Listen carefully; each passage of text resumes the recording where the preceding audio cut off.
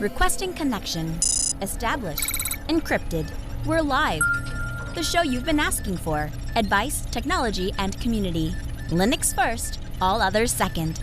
This is Ask Noah.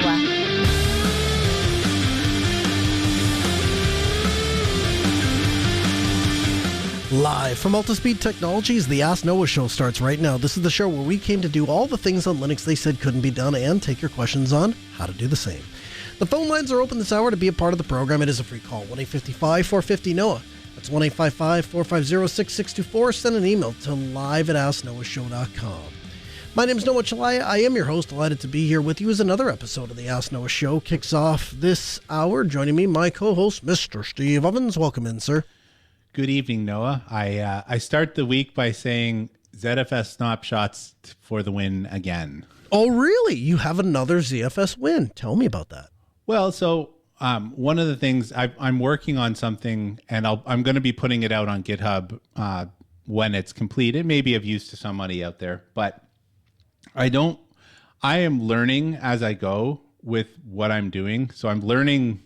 Not only am I learning in terms of writing the code, but I'm also I'm doing a translation between one thing to another thing, and my target, the thing that I'm translating into, that's new to me. So I'm learning a lot. And so what that means is I don't want to gunk up my commit history by committing everything and then figuring out how to roll back if I need to get back to a checkpoint or all that sort of stuff. And I got to a point where I thought I was doing everything right. I had tests and all the things. And I get to a point where it's like I had an alpha version of a feature that I'm working on. And I was like, okay, now it's time to refactor because this is just spaghetti garbage to get this stupid thing working.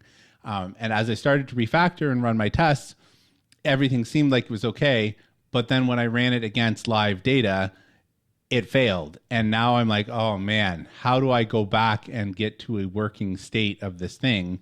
And because the refactor took a long time, it's not like cut and paste and figure out what did I just change. It was a fairly large refactor. So I ended up pulling out of my ZFS snapshots that I have running every hour on my computer. And I actually had hourly diffs for the last 4 hours of watching the evolution of this file, which I know there are people that are really good at using Git for that. I am only middling at best, and I find it much easier to fire up Meld and go, this file and this file, give me a visual diff, right? And see what I'm walking through. I found that so useful.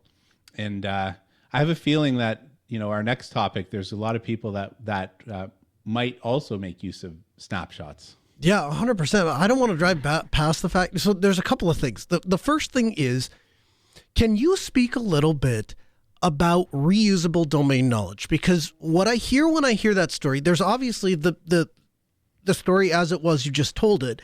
But the other thing that's kind of behind the curve is it's iterative, right? Every time you're doing a thing, you're doing it with ZFS. And that means that you're gaining familiarity, you're reinforcing syntactual knowledge, you are learning about features and best practices and those sorts of things, and that domain knowledge scales for you, and I'm watching it real time, so to speak, solve problems for you. Can you kind of address where the way I would phrase it is, can you talk a little bit about the efficiency of having a domain knowledge that scales broadly? Oh man, I guess I'll start by saying there's some things that I'm constantly making improvements on that I didn't think about. So I'll give you, for instance, right? I'm only keeping the last 4 hours of snapshots. Then it rolls into a daily, then it rolls into a weekly and a monthly and so on, which has been fine before. But at some point, I couldn't remember at what point in the day I had changed a thing. And so I was just like, oh, well, I'll go to the backup server and I will look on my backup server. And of course, the backup server only has the last 4 hours because I was pruning my snapshots, as you should do. Because, side note, I actually crashed my backup server and didn't realize it. And it was down for 15 days because I haven't actually put it into, quote, production. It's currently sitting underneath a bunch of stuff and just plugged in and turned on just to kind of iron out the kinks. But sure, it crashed because I wasn't pruning snapshots. So the disk filled up, and then it stopped receiving things. And then I had a whole bunch of manual work to get it. Anyways, building on that, I had implemented snapshot pruning, and then realized, maybe on the backup server, I want to keep more than 4 hours. And so I went and read up on how you can keep more snapshots on the backup server than are in production. Like, you basically set a different kind of schedule. Like, you manually, now let me rephrase that. Using Syncoid, you can actually give it a different pruning schedule than whatever is matching from the source that it's coming from. Does that make sense? It does. So all of this is just continuing to help me build on knowledge that is useful for me. I don't have a ton of clients that use ZFS, but I have a few, and that has become useful. It also is a good grounding. One of the things that I've really appreciated about ZFS in particular is it has given me a really good grounding for solid storage concepts. And I'm able to talk to people and say, look, I'm not exactly sure how this translates into the system that you're using, but here's the concept that I'm trying to shoot for. And that has been very useful as well. And so going to your question about how is this all rolling in and continuing to build domain knowledge, it has been, for me, it's been reinforcing itself all over the place from personal to professional. It's interesting that I didn't expect the professional tie, I'll be honest with you. I expected the personal tie, and I can see how that, I mean, I've listened to it on the show as it's building for a second. I can hear that. I think it's interesting that you are running into it in the wild, so to speak. Even when it's not a Steve Ovens thing, people are leaning on ZFS because it's a great file system that removes a lot of headaches and was built with what you need from a file system in mind. Yeah, it was intentionally built. And I can say that, honestly, I have never had so much appreciation for a file system before. One of those things, if it's doing its job, you don't notice it. When it doesn't do its job and it goes bonkers, that's when it's problematic. And then you wish, I wish I wasn't using a Clown Show file system. Yeah. Yep. Okay, let's dig into it. So Red Hat Product Security is aware of 3 major supply chain compromises that have recently impacted hundreds of Node.js or NPM components. While some Red Hat products use targeted libraries, no compromised versions are used in any Red Hat software. I'm going to read that last part again just so that there's no confusion. No compromised versions are used in any Red Hat software. The other disclaimer I'm going to make here is that,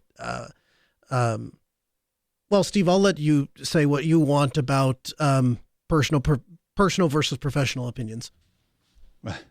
So I suppose I really appreciate the care that Red Hat particularly, and other companies too, right? I just happen to be close to Red Hat and see it more frequently in terms of the transparency when they can for the security vulnerabilities that they run into. So even though we've assessed and are continuing to monitor the fact that no compromise were used by Red Hat software, we are still tracking this, and at some level we also have there's been some Red Hatters who have taken it on themselves to help write scripts that will give you an initial investigation as to how vulnerable you are. Like it'll jump out and flag any kind of really problematic things. The disclaimers, of course, don't trust these things to ever catch everything. It's just like a virus scanner, right? Mm-hmm. Virus scanner is going to catch a bunch of things based on signatures and heuristics, but it can't catch everything. And so if you choose to look into this and run either programs written by Red Hat or other people to help detect this, don't think that is enough to protect your production systems. If there are any misgivings at all, you go through the list of affected packages and you make sure that you can either remediate or you put those boxes under suspicion. Can you back up a little bit? And if somebody doesn't know what NPM is, why is it such a big deal that all these NPM packages are? What is NPM? So NPM is just a package manager for Node.js. And what is Node.js? Well, Node.js is a JavaScript framework that is used quite heavily by a lot of developers. You're probably using a lot of Node.js if you're doing web stuff. Even there are people that really like using JavaScript to do regular server side scripting type stuff. Mm-hmm. And so stuff off of Docker, like Docker Hub uses tons of it. Lots of projects do. It is JavaScript, especially Node.js, is very prevalent. I asked a software developer friend of mine one time. I said, "Hey, what do you think of Java? And is it, is all the things you thought about it were true?" And he's like, "Nah, really on the server when you get trying to cram everything inside of a web browser can be problematic and presents security concerns among other things. But when you get it behind a server, or you get it into a server, it's actually really, really capable. And if you're a software developer, you're always going to have a job if you know how to develop in Java. And so NPM, if I'm understanding you correctly, is the package manager that's used so that you can install from a repo-like thing software that's written in Java. So be very clear, JavaScript and Java are different languages. However, you have it right. So NPM is essentially like PyPy or pip for Python or CPAN for Perl. Lots of these, even Go. You can use Go and the word Git and then some module, and it will go out to a centralized repository and go pull in dependencies. So lots and lots of modern languages have the facility to go out and get extra modules that don't come with the base language. So the disclaimer here, neither Steve and I would say that we are self-proclaimed experts on this. So, the advice is worth what you pay for it. But so far as we can tell, Akito was the first website that reported this. And they say, quote, "Last night, our automated Akito Intel system alerted us to potentially malicious code that was detected in some packages with the @NX scope, which include packages with as many as 6 million weekly downloads. The scope and impact of this breach are significant as the attacker chose to publish the stolen data directly on GitHub rather than sending it to their own server." So what they're saying there, Steve, is that instead of exfiltrating data and then they hold it ransom, or they ask you for money, or they publish it on the dark web. No. They're just taking it and putting it directly from where they grabbed it from right onto the open internet so everybody else can get a hold of it. Yeah, that makes me a little bit scared from the perspective of like, what kind of ripple effects is this going to have? Are they going to start trying to shut down like pushes and like public accessible code repositories and stuff like that? What is that actually going to look like? Right. But I think the thing that is so terrifying to me, so to speak, is that there isn't an opportunity to fix it once you're compromised. Like if it's compromised, it's on the internet and somebody has the data, right? And whereas sometimes you get it's ransomware, or sometimes it's, they'll hold it and they'll ask you for Bitcoin payment, those sorts of things. And you have an option to recover, even if it costs you some money, even if you have to do some things you don't want to do. In this case, you're screwed right from the get-go. There is no pass go. And this is one of those things where you got to wonder, Steve, what is the motivation behind an attack like this, other than some people just want to see the world burn? I mean, I guess it depends.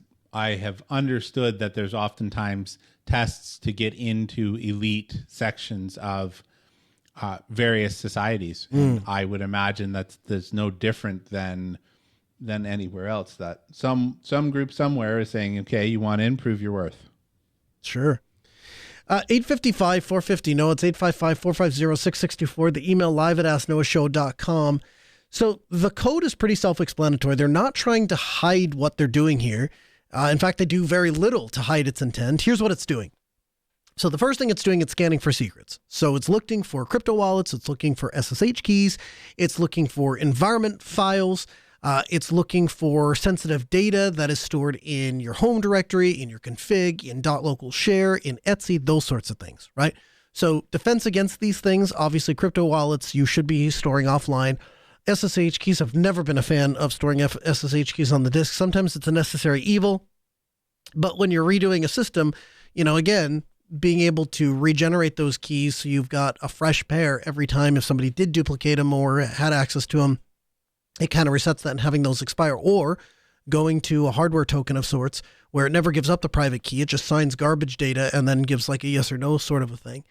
The second thing it's doing, it's harvesting developer credentials. So it's reading GitHub CLI tokens. It's looking for NPM usernames. It's looking for NPM-RC, which can contain registry tokens. And the last thing it's doing, it's taking all that data and it's throwing it up on GitHub. And so if a GitHub token is found, it silently creates a new repository in your account and uploads a double encoded blob of all the collected data.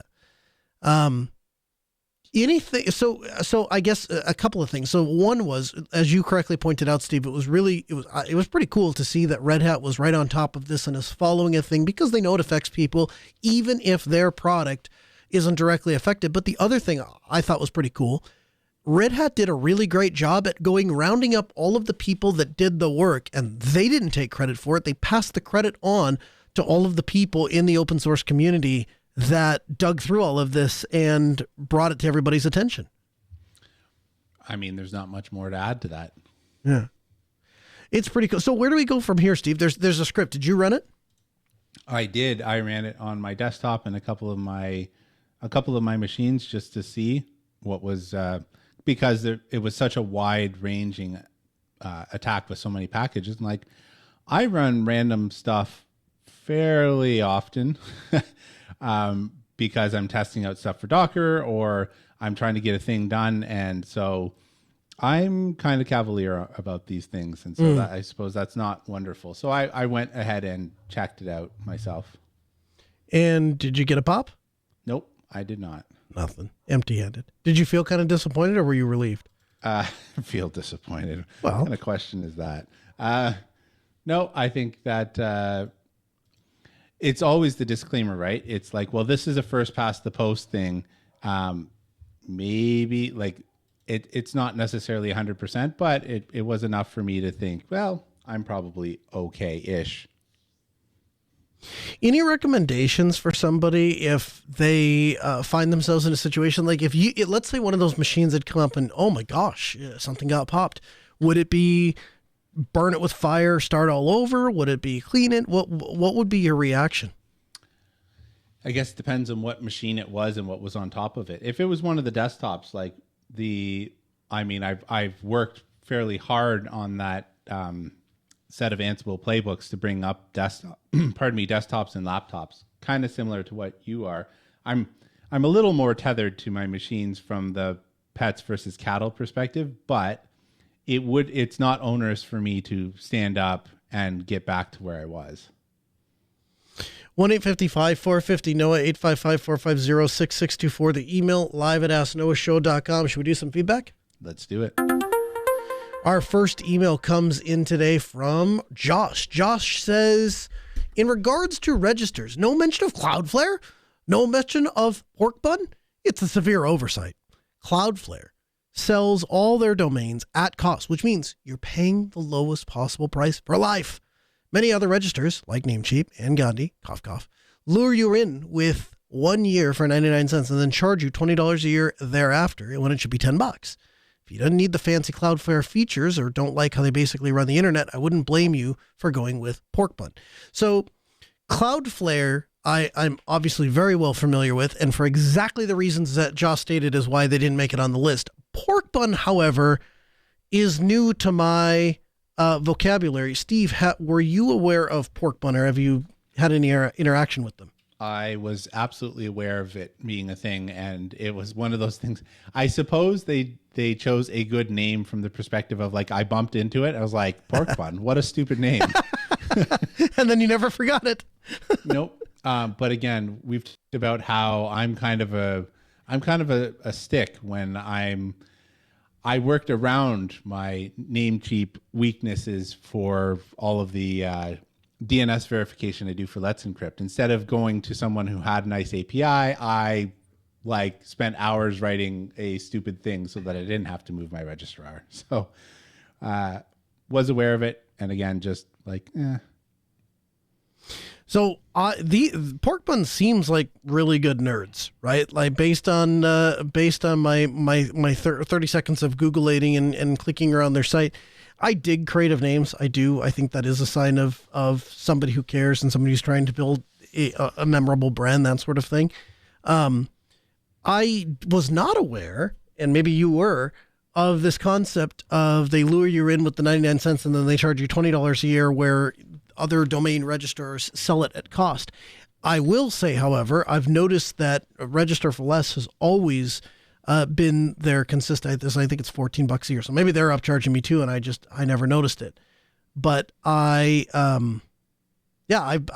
appreciate Josh writing in. And if you were to switch domain registrar, Steve, after our elaborate discussion, the people writing in, is there something that that jumps up at you and says, yep, this is the one I would do? Or is it you'd stick with Namecheap because it's what you have, it's what you know, and Walmart to Linux users sort of thing? Well, if I was actually looking to move, I would be making my choice based on Let's Encrypt, to be honest with you. That is my, because otherwise it's a, and okay, that's not exactly true. I use the dynamic DNS function of Namecheap, right? So dynamic DNS and and my need for the Let's Encrypt API. Those are my, otherwise I don't care. Like they're all going to do the DNS, like they're all going to give you the ability to manage DNS for your domain. And really that's all that I need. So shrug. Yeah. Don't really get too bogged down in the details, so to speak. I'm inclined to agree. All right, our second email comes in from Ziggy. Ziggy writes in and says, "Hi guys, I continue to be an avid listener, and I learn something new almost every week. In short, you're still rocking. Every now and again, I hear Noah make a reference to a small laptop he brings with him practically everywhere that he can whip out and use as required. First, what's the name of that machine? Secondly, and more importantly, I'm seeking a small laptop for browsing, email, and the odd download that I can just keep in my living room on the couch and use occasionally. I want to sip power. When I close the lid, it goes to sleep and sips even less power, such that I could leave it unused for a week and the battery has dropped very little in that time. It doesn't need to be a big screen. I'm thinking maybe 7 inches minimum, nor does it need to be exceptional quality, just enough that I can have clear browsing.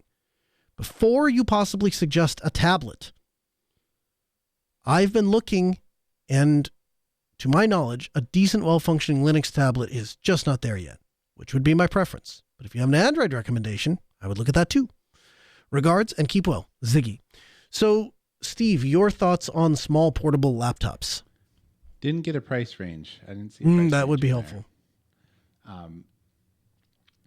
I suppose I prefer, for quote small ones, my wife's little HP that friend of the show Chris donated very generously to us. That's about the perfect size. I think it's 10 or 11 inches, and it's one of those convertible ones with a touchscreen. It also feels like you'd kill somebody if you threw it at them. And I love that. I mean, it makes it heavier than what you'd think. Like you pick up the thing and you're like, wow, this thing has got some heft to it. But she loves it. I love it. It's got good battery life for as old as it is. I can't tell you that it would meet the exact requirements that Ziggy had said, but she goes a long time. She's constantly saying, I love how long the battery lasts on this thing. So I believe she goes somewhere between a week and a half before charging it. Wow. And she just does, she brings it to Bible study, and she actually went on her own and set up a guest user, and she logs the guest user in, and she just passes it around to people because it's so easy for them to just like touch it or whatever. And so I think it's a great little book. And so for that size, now I wouldn't recommend getting that specific model because it's old now, right? And because of that, if you're doing anything other than browsing, it is sluggish. But you asked about size. For me, like the 10 or 11 inches is about the size. If I was going to go, I wouldn't go any smaller than that.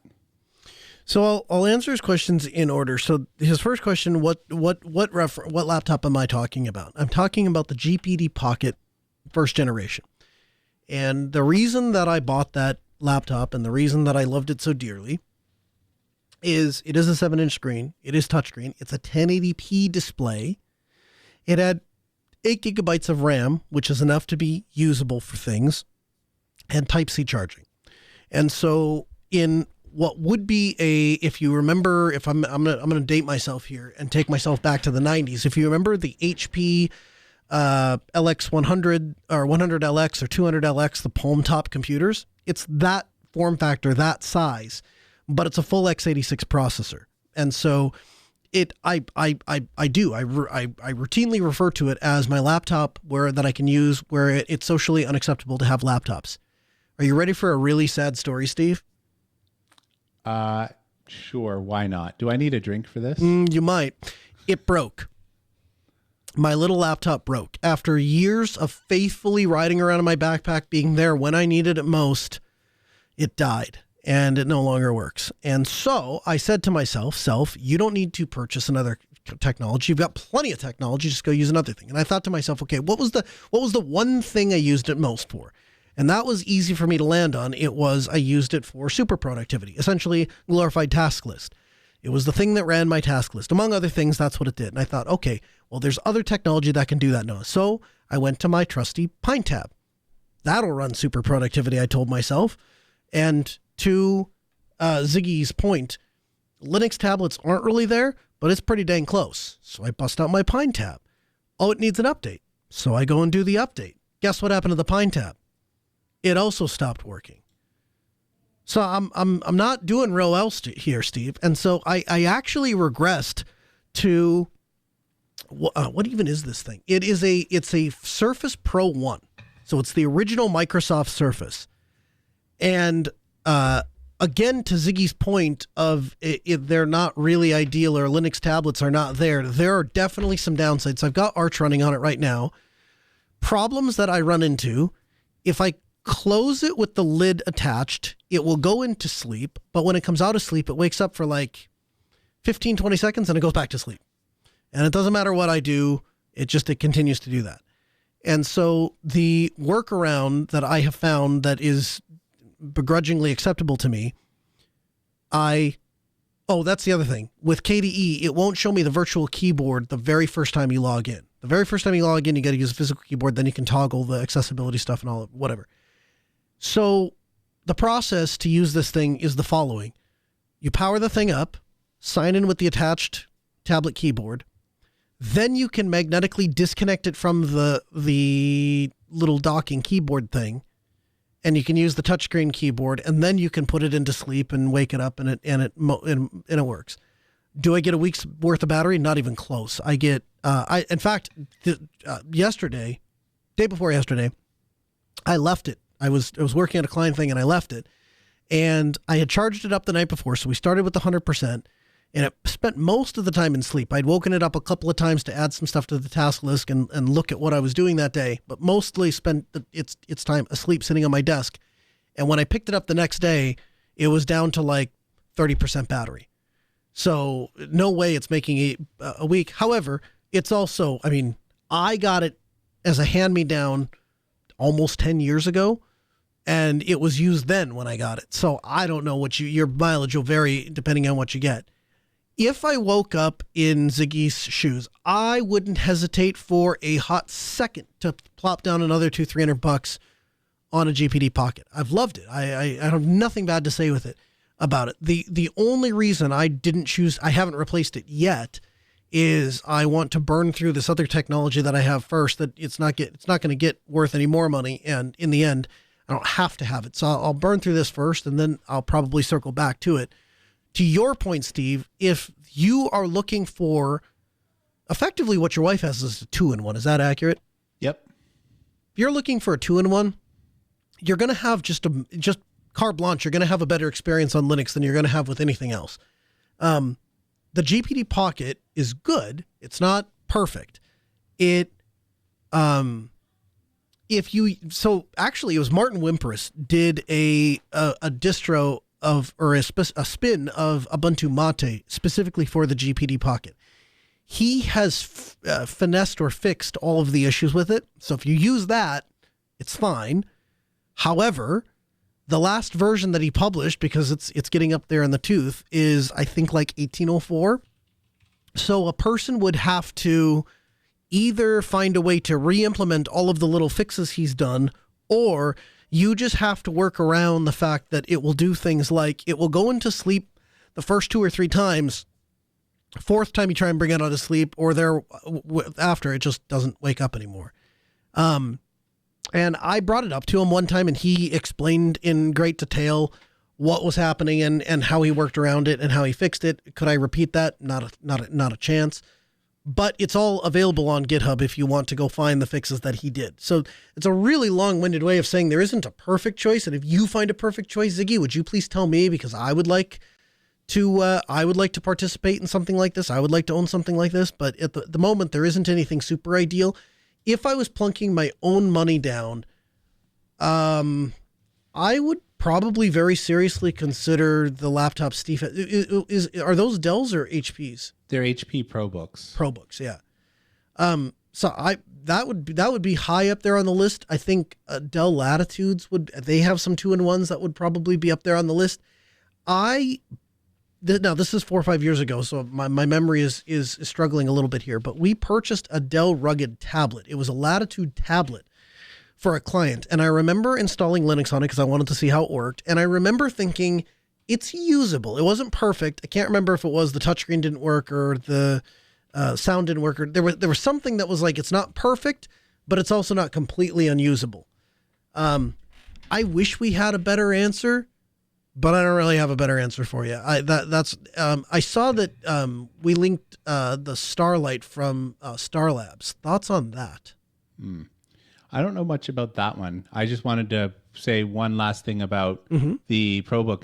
So I like the one that my wife had so much that I bought a newer generation, and I gave it to her sister, and her sister loves it as well. Works beautifully. The only, and I'm going to say only downside to this is it's got a bigger screen. It's like a 12-inch screen. And so it doesn't sound like that much, but when you stack the little one on top of the newer generation one, there's a decent difference in the size of that. But both of the ProBooks generations that I have bought have been well loved and are very well serviced under Linux. I definitely believe there is a market for smaller computers. It's not for everybody, for sure, but particularly with the advent of Thunderbolt, why would you want to carry around more laptop than you absolutely need to? Well, I like the bigger screen, so there's that. I guess I have old man eyes. I'm not sure, but I don't like. I see so Noah's got worse eyesight than I do, and he will get on this dinky little laptop and then shove it right in front of his face, and I just look at that and I'm like, why would you're going to hurt yourself again, Noah? You're all crunched over. You joke, but I mean, it was bad. I ended up seeing a physical therapist of it, but let me tell you something. When your neck cranes forward because you can't see properly, you end up doing damage to the discs in your neck. And you want to talk about pain that you cannot possibly put into words or properly communicate, pain that makes it impossible to concentrate or think about anything other than just pain. Go pinch a nerve in your neck and get it caught between one of those, get one of your discs inflamed and get a nerve pinched in between those things. And live like that for a little bit. And let me tell you, it will change your perspective. It will redefine the word most painful thing ever. And you will pay attention to how you hold your bowling ball up. That was what my physical therapist taught me, is like, effectively, we'll have bowling balls on our head. They're 40 pounds. And so they need to be properly positioned, above your neck structure, or you break things. And it's really, really bad. That's all I can, I'm not going to be able to find words to adequately describe how terrible it is. So don't do what I do.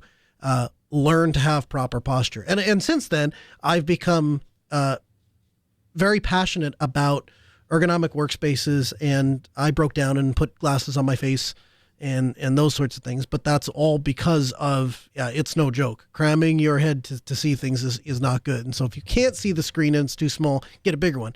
But back to my Thunderbolt Reign Supreme, if it's too small, dock it. And then, when you want the bigger screen, you can get a 27-inch screen. No, because if I have a laptop, that means I've wandered away from my screens. You're difficult, Steve. But you're not wrong. Our third email comes in from Brett. Brett says, "Hello, Noah and Steve. This came across my Reddit feed and seems right up your alley. Would be interesting to see where this project goes." And he links to the Ham Radio Reddit, in which they are working on a off-the-shelf, digital-first, open-source module handheld transceiver. And it's developed by a ham by the name of Ben, K7YVQ, and he is developing a radio. His goal is to start selling commercially a radio that can compete with Anytone and Baofeng and all of the Chinese companies. He was upset because, from his perspective, they're selling outdated hardware with bad closed source design software. They don't provide updates, and the majority of open source projects are not beginner friendly. So he wants to develop what he's calling the HT15. And it's a fully open source radio, hardware and software. It has a swappable radio module, which means that you have the easy ability to upgrade to a 2 meter, 70 centimeter, whatever you like. A USB-C for charging and data. It has an SD card. They have what he's calling a Kenwood style audio connector, which I think is the two little, like the 3.5 and the 2.5 millimeter connector, removable battery. He's using an e-ink display. So he claims that they get up to 72 hours of standby time on the battery. The ability to wire and easily install apps that allow custom features or arbitrary digital mode, and usable off the shelf. They'll be selling the radio as a complete kit, not just a dev board. They're hoping to get between $200 and $300. And of course, you can buy all of the parts individually for repair. So they started a company. They started working in their 20s on hardware and software engineering, and they have the prototype. They think that when this project is finished, they're going to keep the entire thing open source, and they'll just sell the hardware on their website, maintaining and improving the code. So you can learn more about the software at github.com/arcosengineering/HT15. We'll have that link for you in the chat room, as well as arcosengineering.com, which is where he's kind of blogging about their goal, and presumably where you'll actually be able to buy the thing when the radio is done. So, Steve, I know I've asked you a few different times. It doesn't sound like there's a whole lot of opportunity to get you interested in ham radio, but do you like the idea that people that are interested in ham radio have the opportunity to get an open source, open hardware thing that they can use for their radios instead of having to buy them from China? Gee, I don't know that there's a way to ask that question that gets anything other than the response you're looking for. It's like I've done this before, huh? Expert broadcaster. Nope, that's it. We don't have a fourth email. That's it. That's all she wrote. From the Linux Newswire newsroom, this is the Week in Review with JT. For the week of September 21st, 2025, here's the Linux and open source news. Systemd 258 is now available. Rust 1.90 is out. The GNOME team has announced GNOME 49. Firefox 143 is available. Thunderbird 143 is also available. The Electronic Frontier Foundation has released Ray Hunter, a new open source tool designed to detect cell site simulators. XTX Markets has open sourced its Linux file system. XTX developed TurnFS for distributed storage after they outgrew their original NFS usage and other file system alternatives. And speaking of file systems, Bcache-FS is now a DKMS module after exile from the Linux kernel. In distro news, Tails 7.0 has been released. Slackware-based Portix 2.3 is now available. Orion 10 has announced that they are an enterprise-ready distribution based on Alma Linux. And Microsoft releases Azure Linux 3.0 with an optional 6.12 LTS kernel. In open source AI news, Alibaba's Tongyi Lab has open sourced Tongyi Deep Research 30B, an agentic specialized large language model built for long horizon deep information seeking with web tools. Alibaba has also open sourced the Qwen 3 Omni AI model, which accepts input text, audio, image, and video. DeepSeek has revealed details about the risks posed by artificial intelligence models for the first time, noting that open source models are particularly susceptible to being jailbroken by malicious actors. And lastly, Hugging Face has introduced a new integration that allows developers to connect inference providers directly with GitHub Copilot Chat in Visual Studio Code. The update means that open source large language models, including Kimi K2, DeepSeek v3.1, GLM 4.5, and others, can now be accessed and tested from inside the VS Code editor without the need to switch platforms or juggle multiple tools.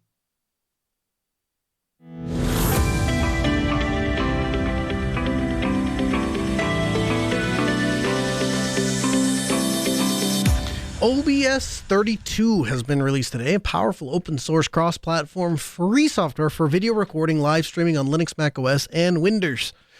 So I would tell you the thing worth noting here is support for recording over Pipewire. There's a number of different features here that I think are noteworthy and are of interest. They have a new feature that will prevent audio duplication when sources are set to monitor and output, which I've run into, I can't count how many times in the field. They have a new hybrid MOV container that has support for ProRes on macOS systems and a more widely supported HEVC H.264 plus PCM on other platforms so you can get uncompressed audio. But again, I think the lead here is Pipewire video capture. So, Steve, I'm curious, have you played, I know maybe not OBS specifically, but have you played with Pipewire at all, either audio or video, or is that just totally out of your wheelhouse? I have no idea if that's what got installed by default with Arch. It doesn't matter. The sound works and I'm good. I use OBS fairly frequently, but the plumbings of it, I am nowhere near what you do. I believe you are correct. I think on Arch, I believe that Pipewire is in fact default, so I think it is what's running underneath the hood. But the thing that I think is so cool about Pipewire, and the thing that has me so excited about it is a full-on professional way to plumb audio and video. It was designed from the ground up for professional use. And now you have open source software projects and open source software developers leveraging it. So it's, I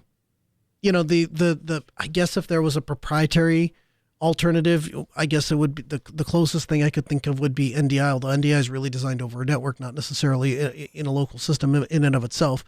Not that Pipewire couldn't go over a network, but designed to all work on one system. But the thing is, prior to this, Linux was always kind of the guy that was catching up, right? Everybody else had the really cool stuff, and then Linux was kind of catching up. And I would tell you that Pipewire kind of turned all of that on its head insofar as now Linux becomes the first-class citizen, the thing that has the most flexibility.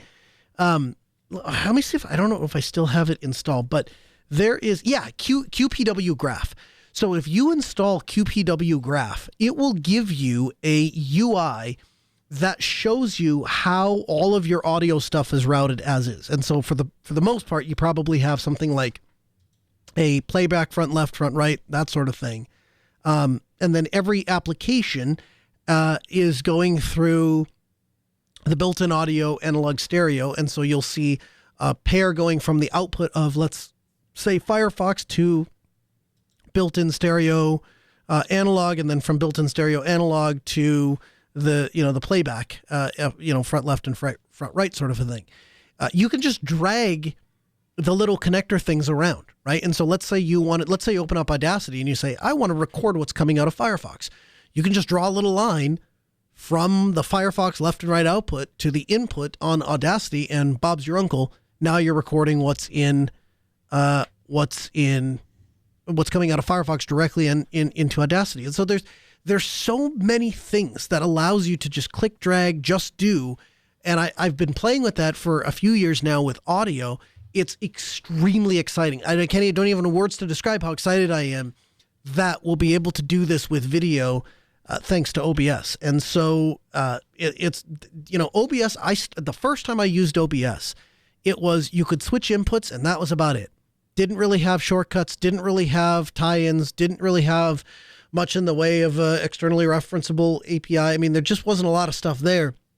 And even back then, it was super cool to see the ability to do that on Linux. And now it's taken the world by storm. It's the default most places. If you're streaming, whether it's a church service or a professional corporate gig or whatever, gamers, they're all using OBS to do that. And so very, very cool. You can have the entire write-up from 9 to 5 Linux.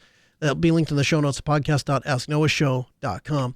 Tails on Trixie. Tails 7.0 is out as part of a major update to the portable Linux operating system based on Debian GNU/Linux.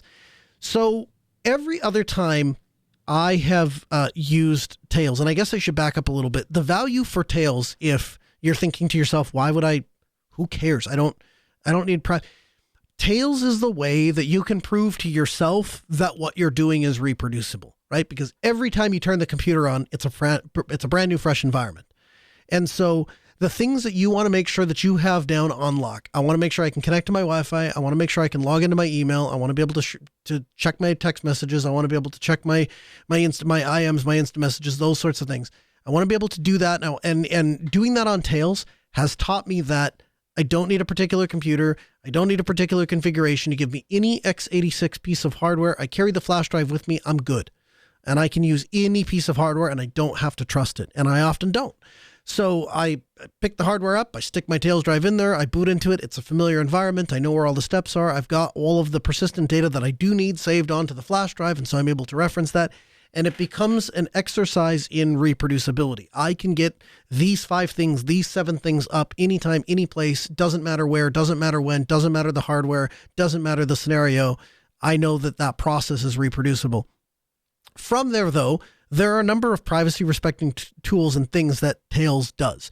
So if you just want to browse the internet and you don't want people to know what you're doing, or you just want to be able to be curious and go explore the internet without having to worry about, am I violating a law? Am I winding up on a watch list? Am I whatever? Tails is a great privacy-respecting way to do that. Not a shroud for illegal activity, not what I'm suggesting, but there is value in having a free and open internet. On top of that, they manage everything for you. So that is to say, when I plug in my Tails flash drive and I boot up a new system, if there's a new version of Tails available, it just goes out and says, hey, bud, new version of Tails is ready. Let's go download it and install it onto this thing. I say yes. It shuts the network, downloads the thing, shuts the network down, and then reflashes the Tails image. So last week, I'm doing exactly that.